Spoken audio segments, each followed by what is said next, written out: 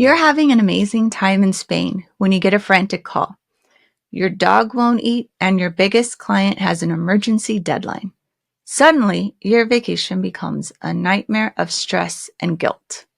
Thank goodness that scenario didn't happen to us, especially since we didn't have our computers with us, but it easily could have.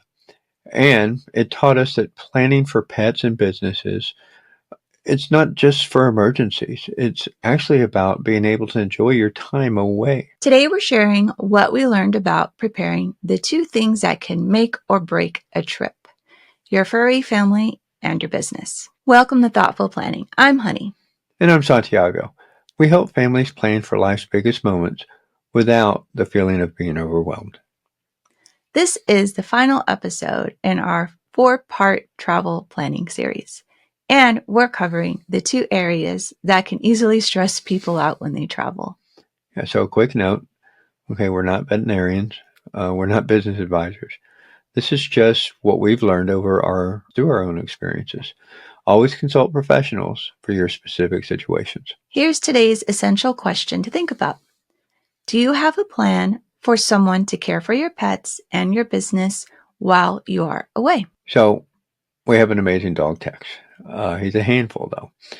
And we've done a whole episode about pet planning. So if you want full details about that, please review episode 15.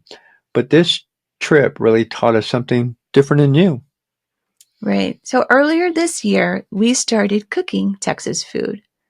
Then at the last minute, it hit me that I wanted to try to make things as easy as possible for the kennel, which meant I was on the hunt for containers that were food safe, freezer safe, microwave safe, environmentally safe, and easy for the kennel to dispose of.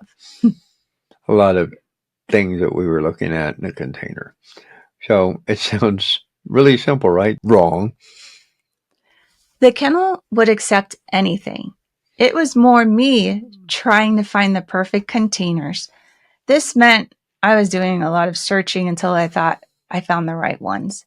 But then it turned out I ordered the wrong ones because they weren't microwave safe. So I had to return them. And thankfully, the customer service support team helped me get the correct containers. Yeah, so which delayed Honey cooking the food. So, right before we left, she's cooking like crazy for, it was like 15 days in total, which she cooked for the time we were going and then some time when we got back, trying to get everything prepared, put into containers and freezing them.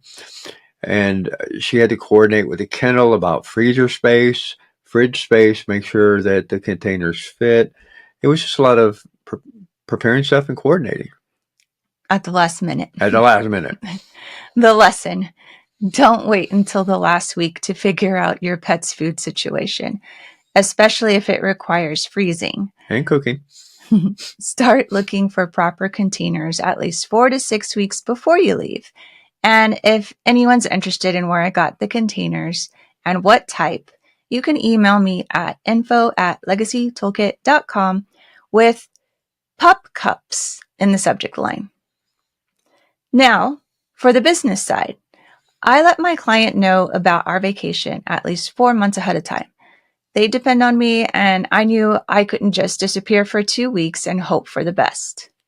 So, Honey did something really smart. She prepared everything she could before she left. She anticipated a lot of stuff too, if I'm not mistaken. Yes, I completed all their work ahead of schedule, which gave me peace of mind. But I also prepared for the what-if scenarios. So she left our son with our client's phone number, gave the clients our son's phone number as an emergency contact. Anything happened while we were gone. I also prepared a check with a refund amount already filled out, just in case something happened and I couldn't complete future work. Our son can sign our checks, so he could handle that if needed. And she also had, it's because Honey's so prepared all the time. I mean, I'm not saying that sarcastically. I mean, she is prepared a lot. She had an envelope that was addressed, ready to mail, with all the contact information already written out for our son. Right, with the backup contact information. The key was thinking through, what would my client need if I couldn't come back? How could someone help her without having all my business knowledge. And it's really not planning for a disaster. It's about having a backup plan so you can actually have and enjoy a stress-free, relaxing vacation. Here's what we realized. The goal isn't just to handle emergencies, it's to set things up so well that you don't spend your vacation worrying. Yeah. So when we knew Tex was happy and his food was ready to go, and that your client that you deal with covered, we could actually enjoy our trip instead of constantly checking our phone every 5 minutes to make sure there was no emergencies out there. For pets, that means finding caregivers who really understand your pet's needs and having all the logistics worked out ahead of time. Thankfully, the kennel we have used for the past 9 years is very accommodating to all our requests for Tex. For your business, that means finishing what you can beforehand, communicating clearly with your clients about the time you're going to be gone, and then having someone who can step in if absolutely necessary. And in both cases, it means developing a plan early. Don't try to figure this out the week before you leave. So here's something that you can do before you take your next trip. First, for pets, if you haven't listened to episode 15, go do that for the full pet planning guide. But specifically for travel, research your boarding or pet sitting options now, not later. Ask about their food and their medicine policies, container requirements, emergency procedures.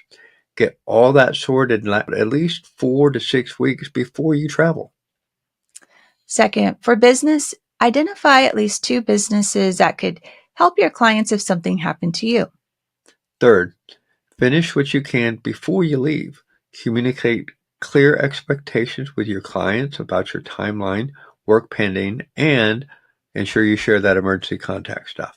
And if you're watching this on YouTube, click that subscribe button so you don't miss any of our future thoughtful planning episodes.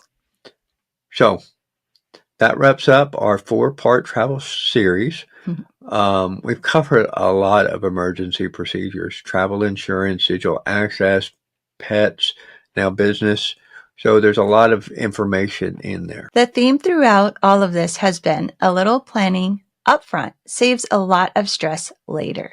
Whether it's uploading your insurance policy to AI or prepping your dog's food containers.